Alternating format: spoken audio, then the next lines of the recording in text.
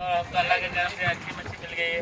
तो छोटी मोटी उतारी ना उतारी वो मच्छी ઉતારી જાય ને કામ અને मुझे भी सीन लगा हमारे हुसैन भाई की जेब बहुत खराब हो गया पहली दिन में, तो फिर वो बड़े हैं इस किनारे। रफीक भाई हमारा कारीगर, हमारे सब फोटो का कारीगर।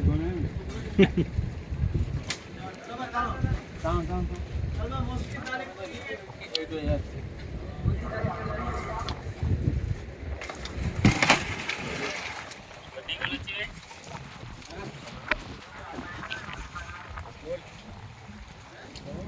મૂકને આવે એ તો ખાલી ટાઈમ પાસ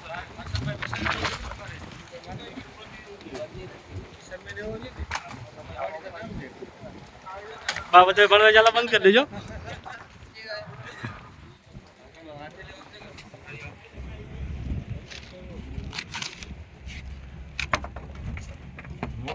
देखो गाइस, यहाँ पे हमारी गोल्ड फिश बड़ी बड़ी छोटी छोटी वाली भेज दी हमने।